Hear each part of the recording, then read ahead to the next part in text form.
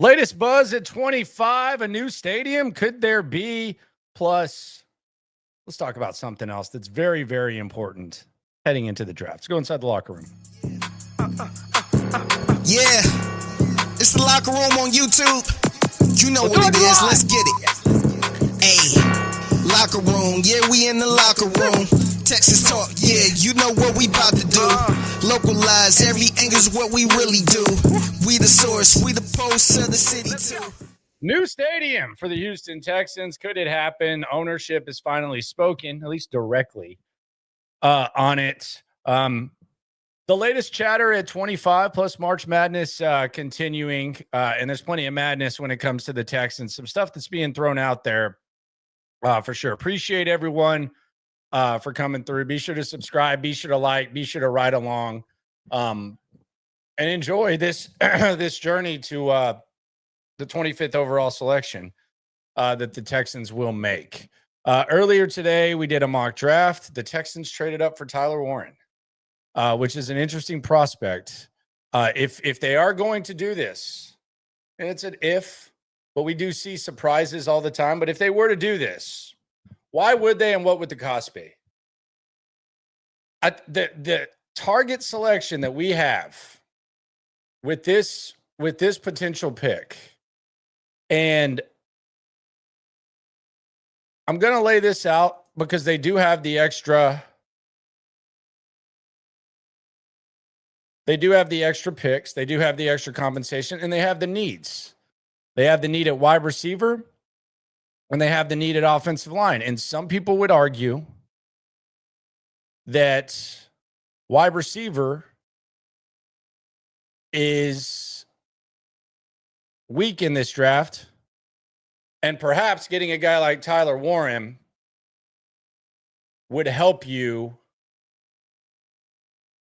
block better, and it would help you catch better. Now, the question is, how crazy would that be? How crazy would that be? It would be pretty crazy, and I don't think that it happens as long as Indianapolis has anything to say about it. And we look at the draft order here, and this is courtesy of NFL.com. But if we just look at this draft order right here, Indianapolis is drafting at 14. Now, there's a lot of talk about where Tyler Warren could go. There's been talk about maybe Jacksonville. Raiders, you can eliminate because they already got Bowers. The Jets, because they were unable to get Bowers last year, maybe they try to make up for that. They also need some weapons. They got Justin Fields. So maybe they could do it. Carolina, who knows? The Saints, Bears, probably not. San Francisco, they got Kittle. Cowboys, we don't think so. And then you have the Miami Dolphins. And the Miami Dolphins, if you were going to make a Tyler Warren trade, the Miami Dolphins would be the team to look at. There's a number of reasons. First of all, they're about to be in cap hell. So stockpiling as many guys on rookie deals would probably be in their best interest. Number two, they really need offensive line. And there's a good chance by at 13, the tackles are already gone. They have a relationship with the Texans. And we saw Buffalo last year when they were in cap hell, they kind of traded back.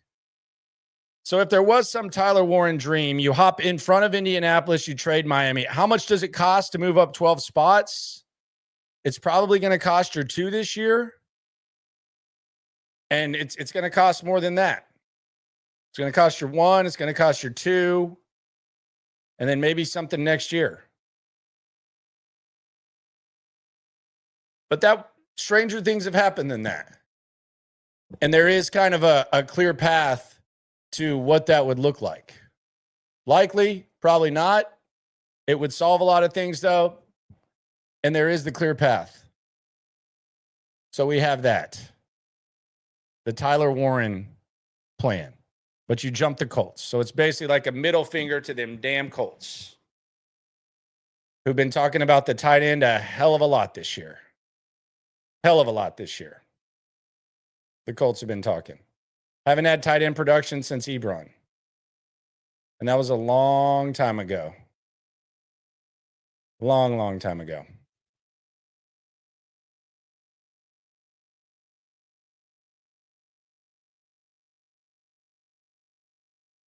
Then we have the Matthew Golden thing. And I don't know when Matthew Golden gets drafted. I saw Todd McShay today on Instagram. He said that he reminded him of Jalen Waddle and Tyreek Hill. That's pretty rich. But if that's the case, then he's damn sure not going to be there at 25. I don't think that's going to happen anyways. Do you make a similar trade like the one we just mentioned where you hop Indianapolis and get Matthew Golden? Because what we just laid out, and I'll pull it back up, but this money range right here where you hop Indianapolis, this is where you're kind of in the prime of offensive skill guys. I mean, because when you look at this, there's perhaps a chance that a wide receiver hasn't been taken, although Dallas could take one. There might be a chance that Ashton Genty's there too. And a running back hasn't been taken. I saw him mocked to Chicago, the Raiders the other day. That could happen. But there's a chance that if you trade up to that 13, you could do it for Genty. You could do it for Tyler Warren. You could do it for one of the receivers. So I think that's kind of a money spot to look at. The other money spot would be right after Indianapolis, when there's a lot of similarities between the possibility. Atlanta's traded a crap ton of picks. Crap ton. And at the moment, they're basically paying Kirk Cousins to do nothing.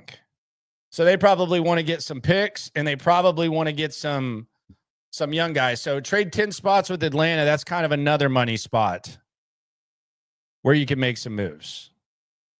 Because the biggest threats, I think, to what the Texans might be trying to do, I think if you're a running back person, I think Denver's a problem, something to keep an eye on. And then I think Green Bay with the wide receiver. I think that's kind of the nightmare scenario as we look at this. How long has it been? Like it seems like Green Bay, we've been saying, well, they're not serious about getting a number one receiver. That was like one of the big talking points for the Aaron Rodgers thing. So I actually think that, and Los Angeles Chargers too. I mean, I think when it comes to a tight end, maybe even a running back, they could be a problem too. And they're kind of in that same tier. Pittsburgh's kind of a wild card because some people are speculating, could they do kind of similar to what they did when they drafted Pickett? And could they end up actually drafting Jackson Dart or something like that? But I think the nightmare scenario, if you're a wide receiver person, I think right here at 23, like if you're sitting there crossing your fingers hoping that a wide receiver's there, you might have to get over Green Bay because Green Bay could be in the market for one. So that's kind of something to keep an eye on. Matthew Golden, probably one of those guys. Haven't seen whether he's visited with Green Bay or not. I don't see why they would not at least consider it. So that's kind of the scenario. Trade in front of Indy. Trade perhaps with Atlanta, who's kind of starving, and then watch Los Angeles and watch Green Bay because they could be the thorn in the side of getting offensive skill position side talent. And that's one of the most heartbreaking things when you're watching the draft is when you want someone to get drafted and then they get drafted. It just happens to be like 2 picks before. Not a fun time, to say the very least. Emeka Egbuka is getting a lot of love right now. He's one of those guys. We've said, yeah, he sounds like someone that the Texans would like. Kind of also sounds like someone that a lot of teams would like. So the 25 range will be interesting with him, whether or not he falls. Is he someone you want to trade up for? I think when you're talking about trading up for Egbuka, I don't necessarily think it's inside the top 15. I think if you're going in the top 15, you're going to make a splash with Genty or Tyler Warren or an offensive lineman that you really like. Like, let's say they really love Will Campbell and he's fallen. Maybe that. But the Egbuka, that's more of the hop over Green Bay and hop over Chargers type of vibe. Well, he could be one of those guys that goes top 15. Then you have McMillan, who's kind of become a polarizing guy as of late. I think the more information that's being consumed and the more people are kind of balancing tape and interviews, there's questions about how much this guy likes football and how much dog he has in him. That's kind of like the dialogue there. I know Stutes was really high on him, and now Stutes isn't that high on him. All because he said he didn't like football, which some people could be bothered by. Another popular name at 25. I could easily see this guy going to the Chargers. I could see him going early. Omarion Hampton. It seems like usually that second running back that's taken is where it's just kind of it's almost like an energy shot. You ever had one of those 5-hour energies at the gas station where you just kind of get that little kick? Or even like a shot at the bar. Whatever. It doesn't have to be a 5-hour energy, but like a shot at the bar. You ever had one? Kick, time to go. That's always what it feels like when the second running back goes. Like you have an idea when the first one's going to go, but when that second one, it just seems like business kind of picks up. Omarion Hampton could be that guy. Would the Texans want to draft a running back like Omarion Hampton early on? Then there's Colston Loveland, who's another splash pick that the Texans could make. All the talk about tight ends from Nick Caley, the frustration at the position. Feels like this is a Jim Harbaugh guy. Jim Harbaugh's not going to let him get past him, but who knows? That's really the other thing that we got to factor in when it comes to the positions we're talking about is there's been a long time where there's kind of been a positional value mindset when it comes to these tight ends and running backs. Last year, you had Brock Bowers have a record-setting season, and you had Saquon Barkley do his thing. Does the league kind of become a little bit more open? Does that change? Something you got to wonder with the Texans, too. When is it going to go? Like, are we going to see, I think, 2 tight ends is probably the cap in the first round, possibly. I think that's the cap for running backs. Like, I would say 2 or 3. So I would say probably 2. So those are the two positions where you're probably seeing 2 guys go in the first round. After that, just a complete and total free-for-all. Some of these guys might slide, might pass on them. Who knows? I'm a big Omarion Hampton guy. He does kind of feel like a Sean Payton guy. I'm with you. Sean Payton seems like Sean Payton seems like he's up to something this draft. He kind of feels like he's feeling himself. Now, I don't know what direction things are going to go for Bo Nix. I don't know if Bo Nix is going to figure it out or not. But this does kind of feel like a Sean Payton time to get aggressive type. I'm getting that feel. I don't know if y'all are. But I'm kind of getting that feel. I think he's up to something with these backs. He's definitely coming away with a running back. I think that's a foregone conclusion. Now, how good is the running back going to be? What's he going to use him? Is it going to be kind of like a receiving back type of vibe? I know we've talked a little bit about Jaden Blue, but the Sean Payton thing, something to keep an eye on. Well, those are the biggest splashes they could make. You trade up, you get Warren, you get Genty, you get a receiver. I think any receiver is a splash because it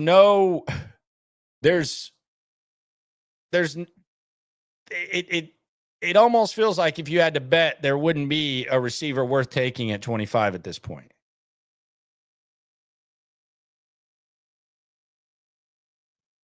But we figure out what they do, what they like. Is there any surprises? Don't know. Could it be boring? They just decide to go offensive line. That would suck. That would suck.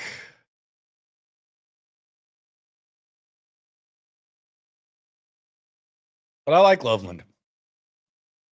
I like Loveland. Cal McNair put out a statement today. Or he didn't put out a statement, I guess.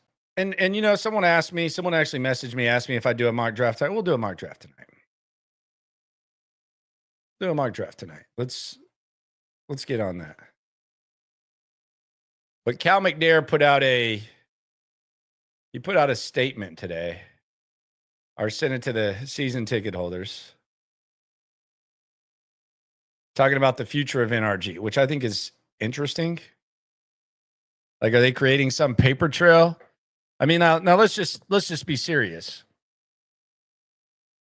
They've got 7 years left on the lease.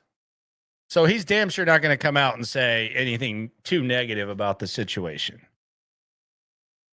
But I'm sure a lot of you have already seen this, but this was what Cal McNair had to say.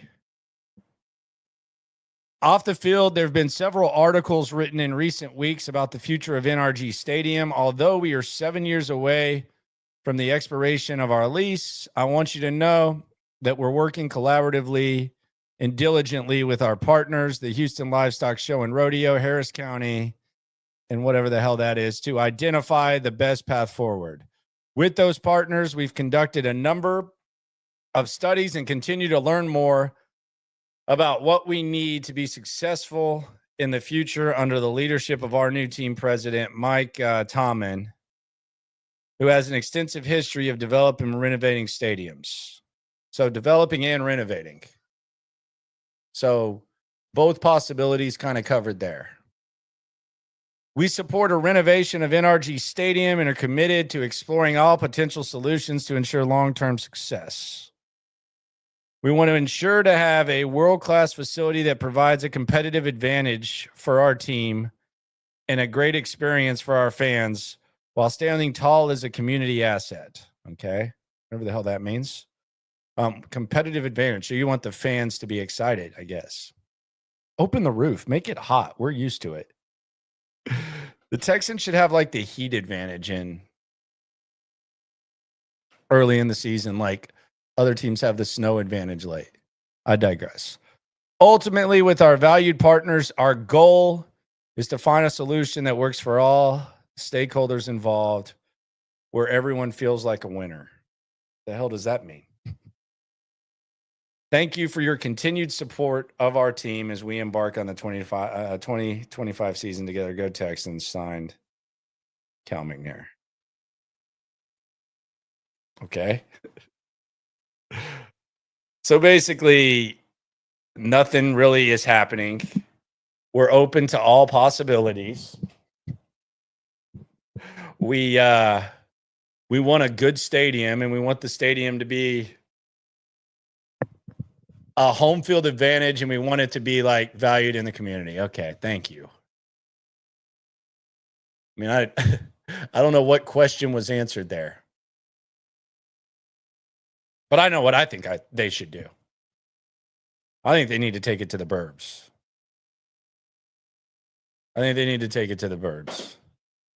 Take it to Katie and give Katie a chance to maximize their roads, maximize the surroundings, and make the stadium awesome. That's what I would like to see. NRG, Houston, they just haven't done a really good job of first just logistically putting the city in position to succeed and maximize opportunity, maximize convenience. They haven't done a good job. And the most telling thing for me and the most frustrating thing for me is you look at some of these construction areas around there, and even when they finish the project, it's worse than it was before. I mean, you look at some of the roads that they've cut off for long times, and then they finally reopen them. Like whether it's to Bel Air, whether it's towards the Galleria, it's worse. And going downtown sucks to drive to. So I would be fine with moving it to Katy, moving it to the burbs. Find out somewhere else to put it. I don't care where it is. Put it somewhere else that can maybe capitalize and increase the surroundings of the city.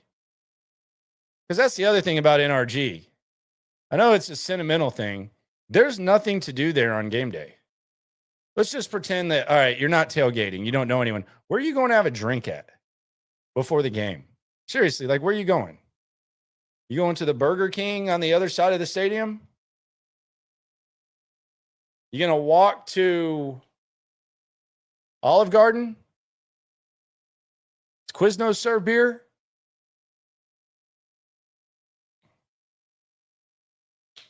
Even then, you got to get on Kirby. It's one way. It's just not efficient. So whatever they want to do, I have no problem. Just move it to the burbs. Give them a chance. Doesn't make them not the Houston Texans. 49ers don't play in San Francisco. Cowboys don't play in Dallas. I know a lot of people talk about Arlington. They were in Irving before that.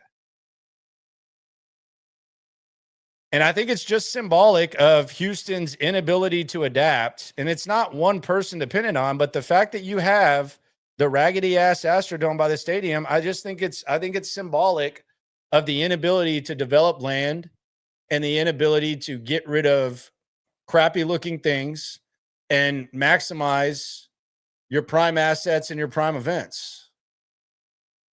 You go to rodeo, you go to the game, you got the Astrodome just sitting there in the way. Like there's a lot of things that you could do with the Astrodome. And it's just there. And that's symbolic of it. Yankee Stadium torn down. Previously mentioned Texas Stadium with the Cowboys torn down. It actually did a good job because now you can cross over from going from Las Colinas, Irving, or whatever to Dallas. They actually did a good job of that. So I think they need to move. That's not a Houston thing. As a matter of fact, that line of thinking is why the Astrodome's still up. It's got all the memories. It's a good thing. You still got the memories. That's one of the steps. I don't know what the process is. I know there was some sort of BS political thing where, what was his name? Emmett, whatever. He did some corny ass like national. They can figure that out. But that's step one. Get rid of that. It's sad. But it's also symbolic. It's also symbolic. And don't tell me you can't tear it down and all these logistics and all these other things. But wherever the hell they want to go, burbs, I'm good with it. I'm good with it. Figure it out. But NRG Park ain't going to cut it. It ain't. It ain't going to cut it. And it can do wonders for the areas around. It would do wonders. Just figure out what y'all want to do downtown. Hell, do something there to where we can cross over a little bit easier. Like just turn NRG into like some place that we can cross over. Hell, expand the roads. Expand those damn roads. From downtown medical, like do all that. Like just figure that out. Move on from it. It doesn't make them not the Texans. And the other thing is, I hear this is, oh, you know, the traffic sucks going to the Woodlands, going to Katy. Yeah, it's awful. But it would be basically Sundays. It would be basically Sundays. Also, have you driven downtown? Like, go to the rodeo. Go to the rodeo and try to, like, get lanes moving and stuff. That's the other thing. I feel really bad for the people that they make. I was talking to Wifey about this the other day. I feel really bad for the people that they make work and guide people when it comes to parking and stuff. It's almost like they don't even give them any training at NRG or at the rodeo. They basically act like they just get a piece of paper and they're like, Timothy, what'd you do last week? Oh,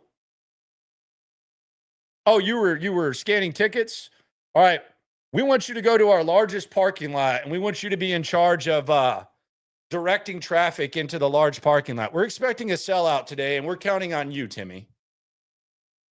I don't know what to do. Well, just go out there and do it. Just handle it. It'll be okay. They can wait. They can wait. Trash. Get to the burbs. Get to the burbs. Promise you it won't be that bad of a thing. Get to the burbs. Be fine. They'll maximize it, I promise you. And maybe the cities of Katy, wherever the hell, Katy, Woodlands, whatever burb they take it to, maybe they actually have a clue of how to grow stuff and develop areas around and make stuff logistically better than whatever the hell's going on in Houston, whatever's been going on in Houston the last 20 plus years. This is a joke. Let's be serious. I love Houston. I love the area. I love the people. I love the stadiums. But man, when you go to other stadiums and you go to other cities and you see how they handle traffic and how there's multiple lanes here and not there, and you get in and out of the stadium and stuff like that, it's embarrassing. This is not a Super Bowl destination. Not in its current state. So let's hit the burbs. Amen. Amen. Seems like we got some big Woodland supporters on the thing. We're less than a week away from the draft. It is the locker room. Be sure to subscribe, like, right along. I consider this the slow time of football. We got March Madness on. We got a duo right now. Little Duke, Arizona action. And then we got a little Texas Tech, Arkansas action going on. It's good matchups. But this is kind of, we had opening day. Opening day started. Shout out to the Stros getting the dub. But this is kind of like the slow part of football. There's a very small gap of like the slowest part. It's last month of March, and then last week of March, and the first week of April. That's the slow time. About as slow as it can possibly be. Still a lot to talk about, though. Still a lot to talk about. Yeah, I don't see anyone really defending what goes on with Houston City stuff, whatever they do. It's pathetic. It's pathetic. It's awful. Like it's embarrassing. Let's just be honest. I don't know what they're doing. And I would almost rather them never have done some of these construction projects, because it's frustrating. It's really, really frustrating when you realize that there's like a big. There's a big, what street is that? Hey, what street is that, like right there when you go past like the old, like that curves to Westheimer? I suck at streets. What is that? Like the bridge that goes to the right, like towards Westheimer. Like it's at 59 and 69, right?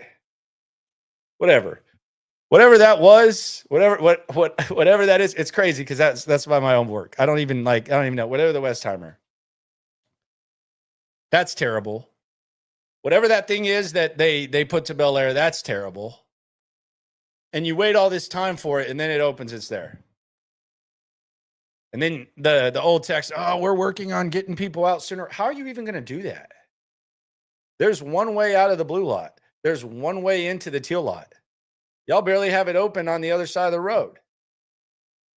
And then what about on Kirby or Maine, where there's like that random ass thing where all of a sudden, like the 3 lanes curve to the right by Target and all that, where all of a sudden you're like going into traffic and out of traffic.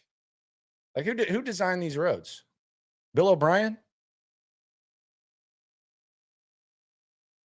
I think it was B.O.B. who designed these things. But enough about that. Overall theme, move them to the burbs. That's my opinion on the future of the Texans stadium. Move them out. Cal, do what you can do. Hell, if you can get like some stuff done at NRG Park, even better. You imagine if like for the rodeo, they had like a nice little stadium where the Astrodome is, or they just like tore it down? Or you imagine if there was some more parking there where maybe you could figure out some stuff to get in, like go that way. Oh, what about a bar? God forbid there be a bar by the stadium. Let's have a bunch of pop-up tents. Enough bitching about the stadium. Don't think I'm getting much disagreement, though, on that. Don't know that I'm getting too much disagreement on that. But yeah, I don't know who designed these roads. Crash. Astrodome 2, I'm down with that. D2, the Dome 2. I'm in. So they've announced the draft party now. The Texans put this out. They're going to have it at the plaza at Avenida, Houston. Okay.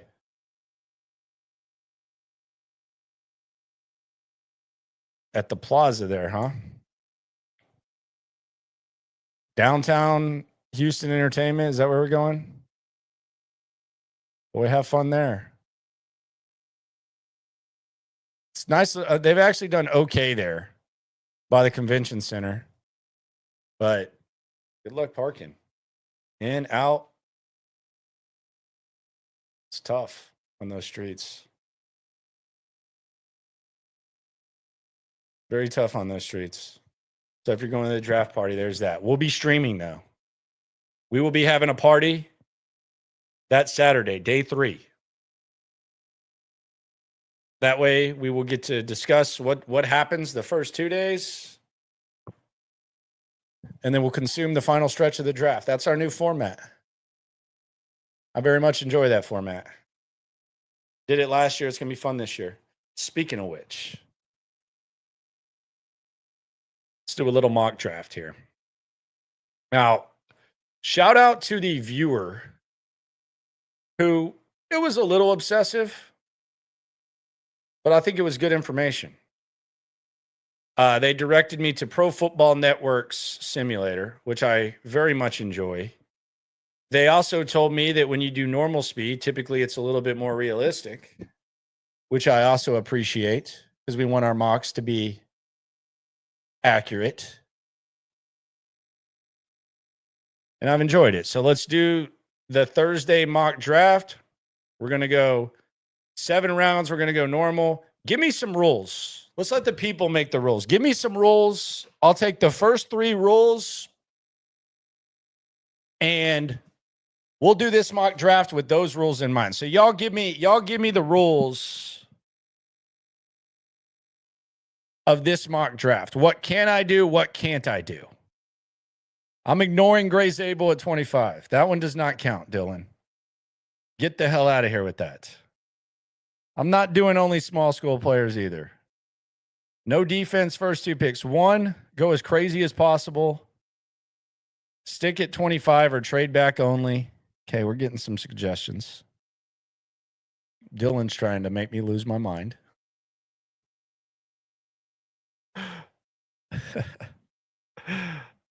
Must go wide receiver. Okay, let's do that. I like that rule because I think it practices an exercise that is one of the most debatable things. I like this idea. I think this is good. Must go wide receiver. 2 wide receivers. But let's take it a step further. Let's pretend that the Texans do what a lot of people say you should not do. And they always present it like it's a new thing. What am I going to say? You don't draft for need. We're going to draft for need with the first pick of this draft. And we're going to take a wide receiver no matter what. If Ibuka, McMillan, and Golden are gone, we still have to take a wide receiver in the first round, which is going to be nightmarish. I don't know what the hell we do. We'll talk through it. So rule number 1 is we must go wide receiver. We are drafting for need, which is a dangerous way to play. But we're going to do that.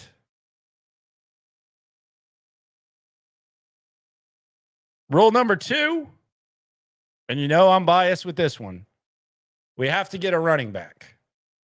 So we're going to get a running back, and we're going to do so on day 2. It has to be a day 2 running back, which is also kind of dangerous if you have a grasp of where these running backs are going to go. So you have to get a day 2 running back. And we know that there's a great chance that by the time you're drafting day 2, all the good guys are gone. Could we possibly get a shot on day 2 in the second round? Could we possibly get a shot at one of the Ohio State guys? Hampton's going to be long gone. But that's rule number 2. We got to get a day 2 running back, and we have to take a receiver in the first round.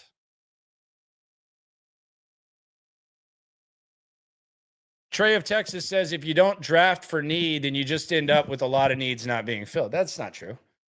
That's not true. I mean, I think you balance it, but a lot of times if you draft for need, you end up with a crappy player. If you don't draft for need, sometimes you end up with Randy Moss, Aaron Rodgers, Jahmyr Gibbs. I don't agree with that at all. I don't think that's an absolute thing. Day 3 tight end. All right, we're going offense. So I like these rules. So we will go. We'll do trades later, Rich Boy. Shout out to Rich Boy in the chat. So wide receiver round 1, day 2 wide receiver, day 3 tight end. I like the way you are thinking here. So let's go in the mock draft and let's see what we can cook up here. So we go in the Pro Football Network.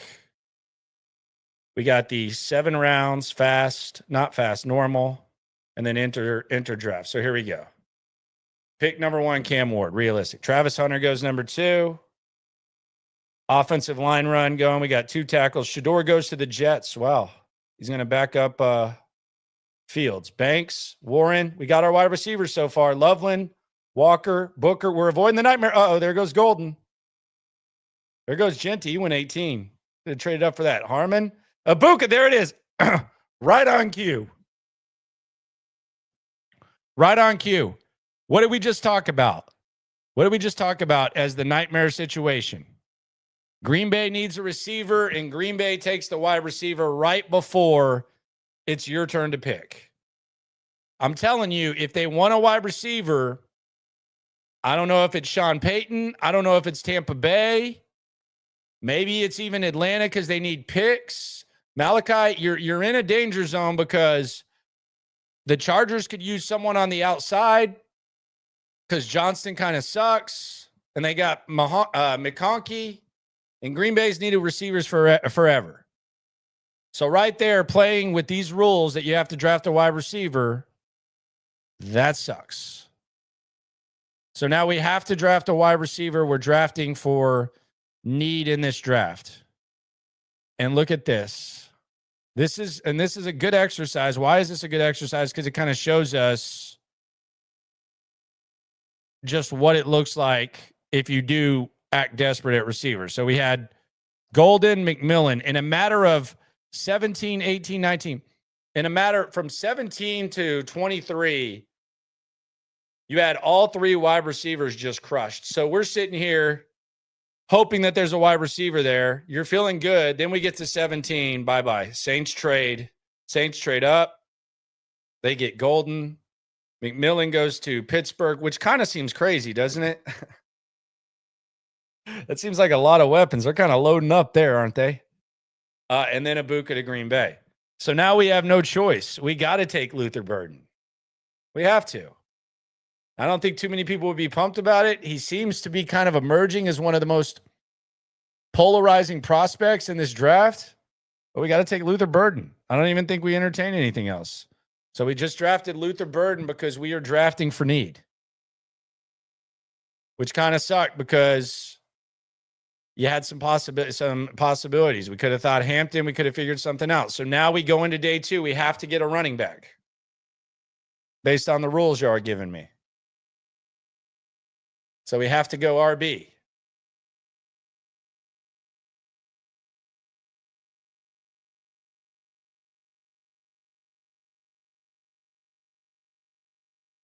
Not looking good at RB.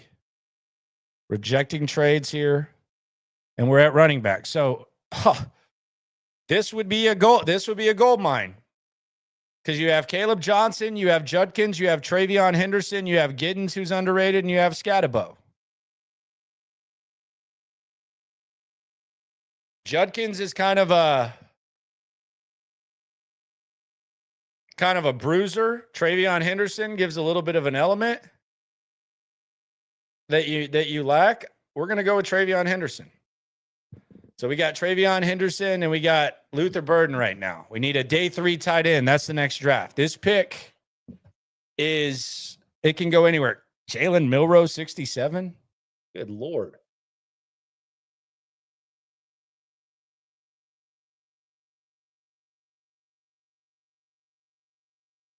A lot of trades offered in this simulator. I kind of like that. But we're not trading today. Sorry, Mike McDaniel. No trade, but we can meet up later and high-grade marijuana called Kush on the streets. I know you got that California sober lifestyle. So this is a pick where we can do anything we want. We look at the best players available. Jared Wilson. Got a little Tez Johnson action. We probably need an offensive lineman at this point. So we gotta go O-line. Let's look at the tackles. Nothing really sticking out there. Let's look at the interior linemen. There's a little small school action there. Dylan Fairchild. We're going to go Dylan Fairchild. They like Georgia guys.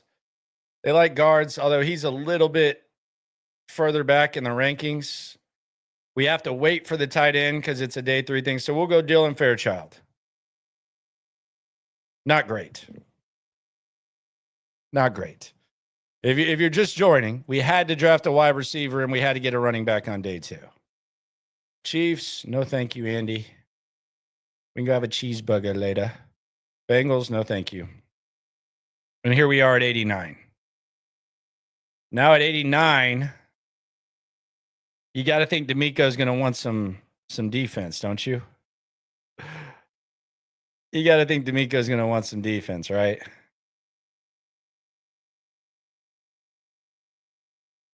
How does D'Amico want an edge guy? We're going to take Turner, the D tackle, out of Texas A&M. I actually like him.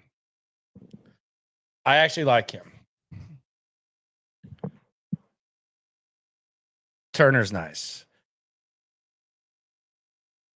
And that's the best part of this exercise is that we see how dangerous Green Bay is in front of the Texans. I think that's the biggest obstacle for the Texans at 25 is Green Bay. And I think that 17 range is kind of accurate. I actually think in that scenario, I don't know how Pittsburgh would decide to go with a wide receiver unless they're getting rid of Pickens or something like that. But I would have actually been shocked had Ibuka not fallen back. But the moral of the story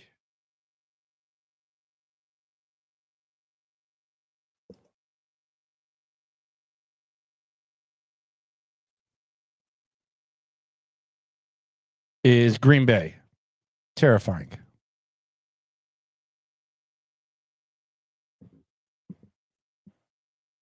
Terrifying.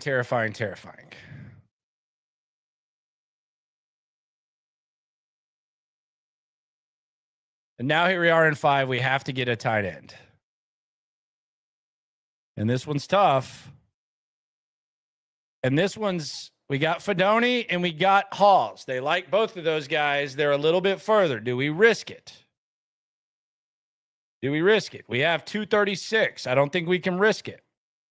We have 166 and we have 236.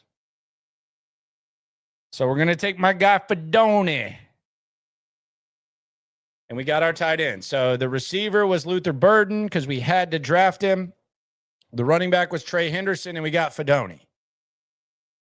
I actually like 2 of those guys. If Trey Henderson, he's going by Trey now. He's not going by Travion anymore. But if he's there in the second round, that's a blessing. That's beyond a blessing for the Texans if that happened. So the burden thing kind of sucks if you're just going wide receiver no matter what. But that's an incredible blessing if you have Henderson there. I think CJ would be pushing that as well. Could have taken Halls.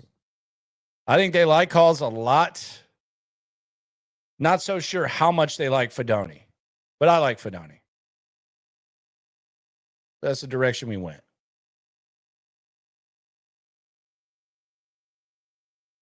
The back end of the draft, this is where we're kind of at the party. We'll let you know where that is, too. It'll be at a bar. We'll be set up. Probably not broadcast. We'll do like immediate reactions and stuff. But this is where we'll just be chatting, talking about what's going on. All that. Now we're up. We're up at 236. Chase is saying take Riley Leonard as a project. I kind of want to look on the interior of the O-line.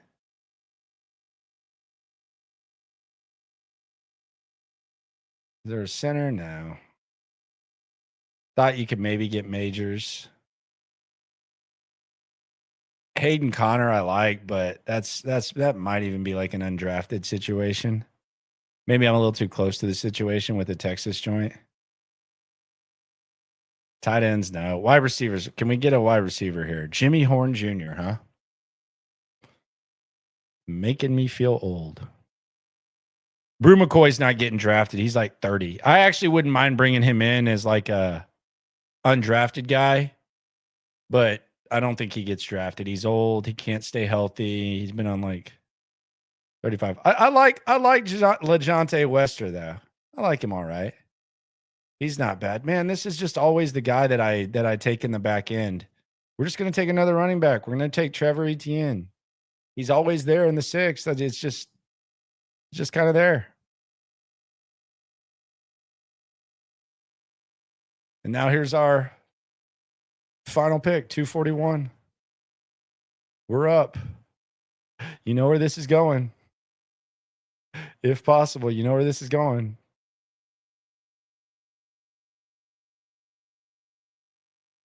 Jaden Blue's gone. Sean Payton probably got him. We'll just take a tackle here. Some project. Let's see. Who they like? Who do they want? We don't need a guy from Florida. We'll go Jalen Travis. There you go. Bye-bye. That's today's mock draft. But the lesson of the day, and I'm not trying to go Sesame Street on you. The lesson of the day is fear Green Bay. Fear Green Bay. We've learned that. That wasn't even like a thing that I was thinking before. These are like mind exercises for all of us. But that's what we need to look at when it comes to this wide receiver. Fear Green Bay, 23. I feel like that's been a thing for a while.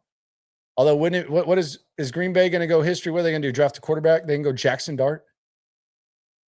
I'm just kidding. But fear them when it comes to the wide receiver situation. You got to fear Green Bay. Healthy amount of fear. That's the obstacle.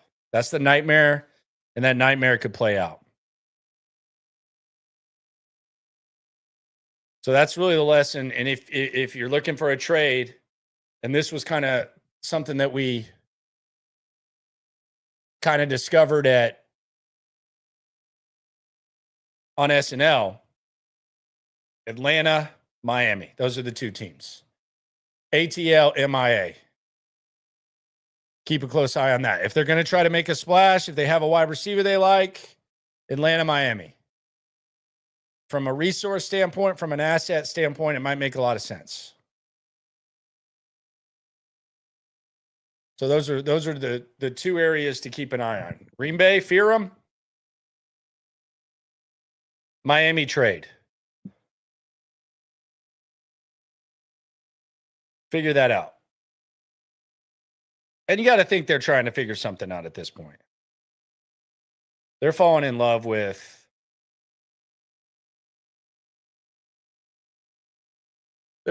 someone on the skill position side, whether it's a wide receiver or tight end. Do you think D'Amico takes Eamon Ward? I would have thought it would have been a possibility until they brought in Chauncey Gardner. Like, even D'Amico wouldn't do that, right? Even D'Amico wouldn't do that, right? That seems even far-fetched for him. So I would say probably not.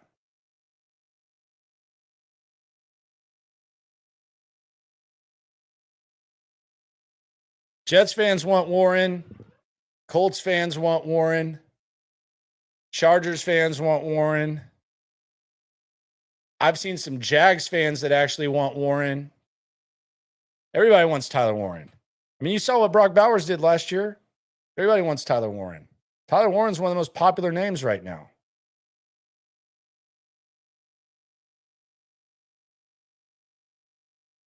He should be. Bad dude. All over the place. I mean, they're using him in the Wildcat. He's throwing passes. He's blocking. He's catching. Breaking dudes off.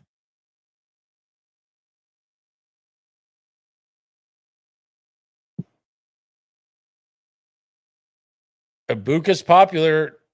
Don't sleep on Green Bay taking him, though.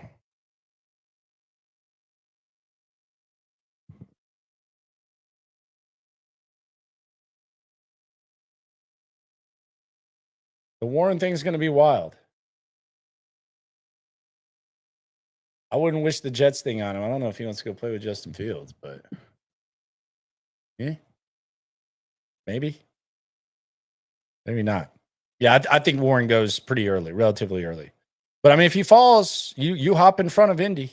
If you like him, you got the extra picks. It would basically be like trading Tunsil for Tyler Warren. Like, by the time you got rid of the assets, it would probably be similar assets to what you gave up for him. So you basically trade Tunsil for Tyler Warren on his rookie contract. And it's a pivot for a number of reasons. One of which, the wide receiver position is weak. The other one, offensive line. It might open up a lot of possibilities. Would I trade up for a wide receiver? Let's say Ginty goes to 14. What if you had Ginty and Mixon? I don't know how Mixon would feel about it. Who cares? Figure it out. If you had that guy, two-headed monster. Joe Mixon's a team guy. I think he can work with another running back. I think, and I think he's a good mentor for anybody. Like, the matching Mixon energy is way different than matching Tunsil energy. When you hear Nico talk about that and they feed off of it, if you follow Joe Mixon, you're gonna be good. You're gonna practice hard. You're gonna work your ass off. You're gonna have a little bit of a mean streak. Who doesn't want that? And that's the other thing that I really like about the possibility of bringing in a running back. Number one, they need more playmakers. Number two, I think Joe Mixon's the perfect guy to learn from. He's also kind of at the point in his career where if you can get the understudy, get the understudy. So I'm good. I'm good with that. Stream's going to be wild. Stream's going to be wild. Just enjoy this little downtime. Enjoy this little break. The stream's going to be insane. Day one and day two. It's going to be crazy. You know how the draft is. You know how that emotion is. He's sick.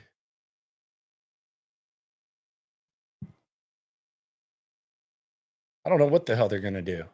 The beauty is, like, we try to compare what they've done and their tendencies. And I do think there's a willingness to trade. I think there's an ability to pivot. I think there's an ability to significantly improve areas that need to be improved, like we saw last year with the secondary. But we're still early in this mofo. Like, this is the third draft, and none of these have been alike. So when we're trying, and none of the roster layouts have been similar. Like, in year one, the roster layout was weak. It was one of the weakest rosters in the league. You could throw a dart at a position board and you would have needed it. And you had a lot of draft equity. You had a crap ton. You had multiple first-round picks in the next 2 seasons. You had the number 2 overall pick. Unfortunately for you, an intriguing quarterback situation where if you didn't get one, you took the other. And then the ability to get a guy to kind of be the face of your defense and use those assets appropriately. The next year, you kind of felt like you were like, I don't want to say like a move away from being really good, but you traded you traded draft equity to acquire Stephon Diggs, and then you needed a corner and you seek that out, and you basically were just trying to kind of sustain what you did the year before and not fall off. I know they were talking about taking the next step, but that's kind of where you were. Kind of in the same situation, but it feels like heading into the draft, there's kind of like more of a pressing need. Like the wide receiver, there's a pressing need, and you have like a traditional playoff team first round pick. Last year, you didn't have a first round pick. Year before, you had 2 in the top 12. So when we're talking about what will D'Amico do? What will Caserio do? I think we know D'Amico's obsessed with defense. So I think that's something that we can take with us. We've seen them trade up. We've seen them trade back. So they're willing to do a number of those things, but we haven't seen them in this situation. We haven't seen them at this point in the draft.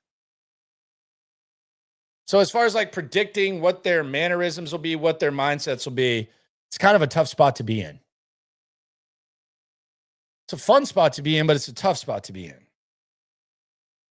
In a perfect world, you don't want to have an idea. As soon as you have a 100% of idea of what someone's going to do, that usually means they're doing something stupid.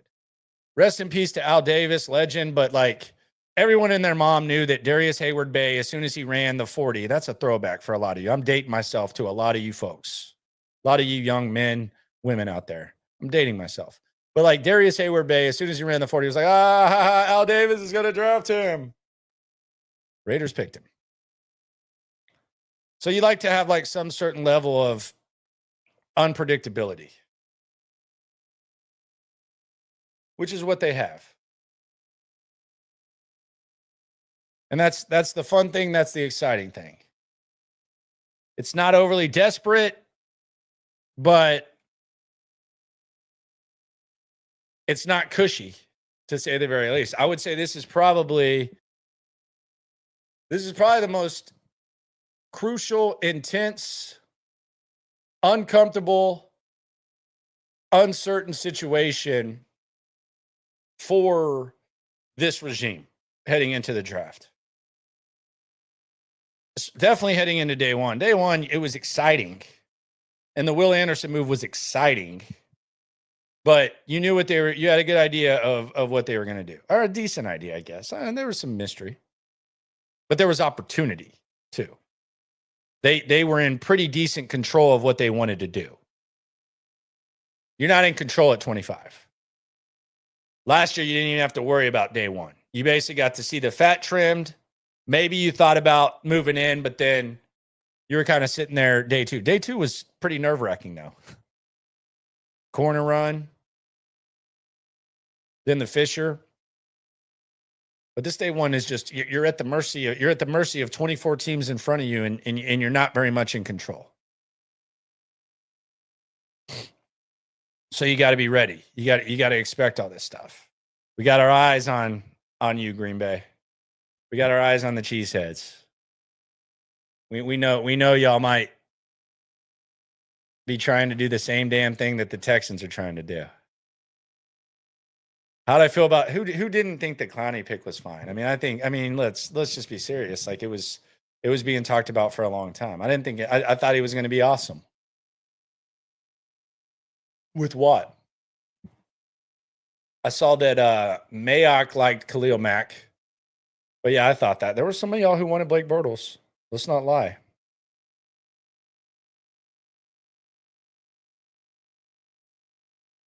Herman on the soup. You ain't never hate. Swarm. Says, would you accept a defense like the Ravens Super Bowl team, but the offense was meh for a lack of talent?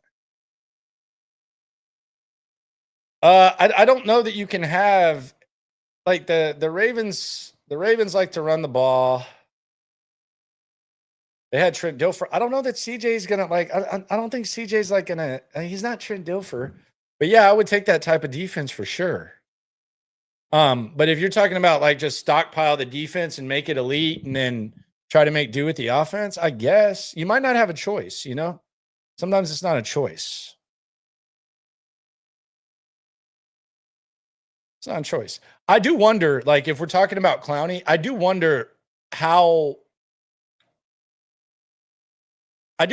he would have functioned with D'Amico, like, from the jump. Like, I think Bill O'Brien's an absolute asshole. Like, let's be honest. And he especially was annoyed by Jadeveon Clowney. You remember the worker bee comment and stuff like that. But I do feel that if the Texans drafted Jadeveon Clowney, and let's say D'Amico Ryans was the coach, I think he might end up being pretty good. Like, if he can stay healthy, I feel like D'Amico could get through to him. Because the effort was kind of, I think that the effort thing was a little bit over exaggerated. Like, I thought he played pretty hard. There were some knucklehead moments, but I think that D'Amico could have gotten something out of Jadeveon Clowney. I really do. I think he could have handled it pretty well. Big Steve says Clowney was a beast the year that JJ went out. And this is kind of what the specialized Texans talk can turn into. It can turn into a history. And that's what me and Stoots do. He was elite against the run. I think he was top 3 against the run. I think he had 9 sacks. I think he might have been all-pro. Don't quote me on that. I think he might have been a second-team all-pro. The year that JJ was out. And I think you're talking about, are you talking about 16? Or are you talking about when he went down in 17? You might be talking about when he went down in 17. Yeah, he was second team all-pro in 16. And then I thought he held it down decently in 17. Like, I thought he was playing his ass off the whole time. He was pretty good. Did a decent job. 2016, he was a lead against the run.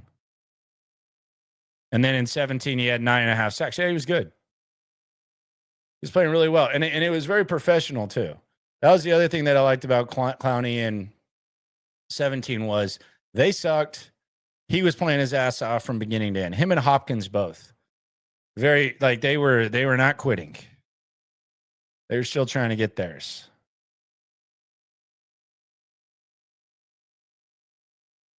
But yeah, D'Amico and JJ and Clowney. Be interesting. So we'll see how it goes. I'm going to go watch the end of this game. So here's what happened as I was on this stream. I bet on Texas Tech money line during the game. Even money. They just have to win. This was when they were down 10. And I also have the Texas Tech point total over 77. Texas Tech had a miraculous comeback. They sent it to overtime. They just allowed an M1 though. But the opportunity is still there. They sent it to overtime. And they did so, I think it was 70-70 or 72-70. So now they're going to hit the point total over. Knock on wood. So if they win and they score 77, drinks on me, baby. Drinks on me at the party. And I'll buy the first few buckets. Buy the first few buckets for everyone that makes it out there with myself and Cody. We'll give you the details, but we know you'll be on the stream. Clear out your Saturday. Clear out your day 3 Saturday. Let's make that happen. We'll also be co-managing, myself and Cody, the Boots for Troops charity event next Saturday. And I found out that I'm managing against someone that I don't think this is fair. It's one of my favorite athletes of all time. If the whispers are true, one of my favorite athletes of all time is going to be managing against me. I think he's the best pitcher to ever do it. That's the hint I'll give. Pretty easy one to give. Also a Longhorn. Appreciate y'all for coming through. Subscribe, like, right along. Always remember, as we're learning, as we're having fun, when it comes to this stuff, we're all in it together. Lesson of the day, beware. Post of the city too. Landlocked, got the game in the headlock. Localized every time, can't stop, won't stop. Yeah, we top 2 and we not too. Plugged in daily digital on YouTube. We got taste for days. Opinions to give, we got takeaways. If it's up, then it's up, we number